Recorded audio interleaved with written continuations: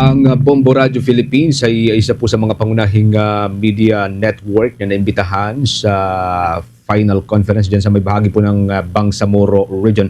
Yan po ay bago yung nakatakdang halalan sa Setyembre 14 at nariyan po si Bombo Isa Cotoner.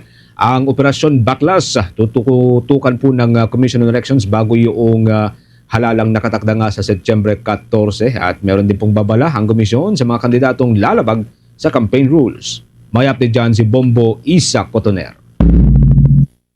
Ay tingin ng Commission on Elections ang Operation Baklas sa mga campaign materials na nakapaskil sa mga pampublikong lugar sa Bangsamoro bago ang halalan sa September 14.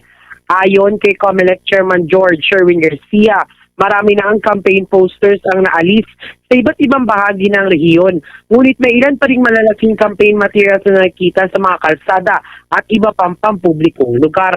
Hinikayat naman ng mga kandidato na magsagawa ng mga house-to-house at barangay level campaign basta't malinis, maayos at hindi nakakaabala sa publiko.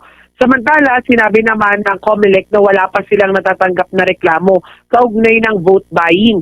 Ngunit paigtingin ng mga task force sa mga probinsya at lungsod ang pagbabantay at pagtanggap ng mga reklamo. Nagbabala rin ng komisyon na hindi sila mag-aatubiling kumilos laban sa mga kandidatong lalabag sa mga patakaran sa pangangampanya. Kaugnay niyan, pakinggan natin ang tinig ni COMELEC Chairman George Erwin Garcia. Napakadami, hindi lamang dito sa Maguindanao, sa Sur, Norte, SGA at saka sa so iba't ibang parte ng Bangsamoro.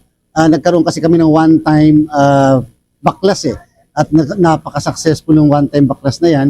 Ngayon bago mag-19, sisiguraduhin natin magkakaroon muli tayo ng Operation Baklas. Kalalaki, sobrang lalaki ng mga materials at yung natanggal pa na andun sa mga kalsada sa mismong daanan.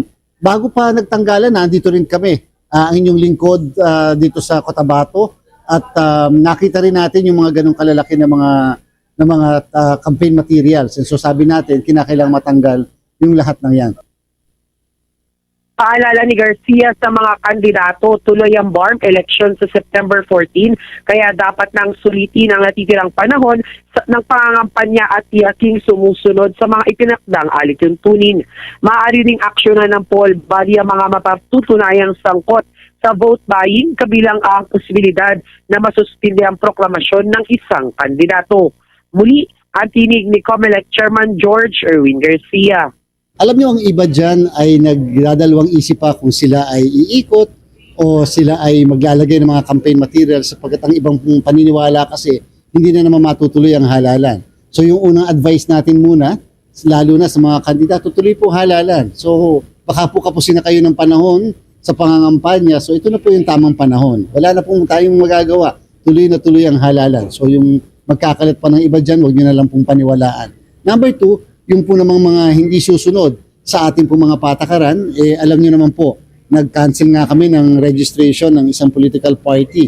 Nag-disqualify nga po kami ng mga kandidato. So, ibig sabihin po, hindi rin kami mag-aatubili na mag-disqualify ng mga kandidato at mag-cancel ng registration o mag-disqualify ng mga sectoral organizations kung makikita namin na may paglabag sa mga basic requirements natin sa pangangampanya. Mula rito sa parang Maguindanao del Norte, ito si Bombo Isa Cotoner and this is Bombo Radio Philippines, the #1 region network in the country, your trusted source of news and information. Bas Radio Bombo.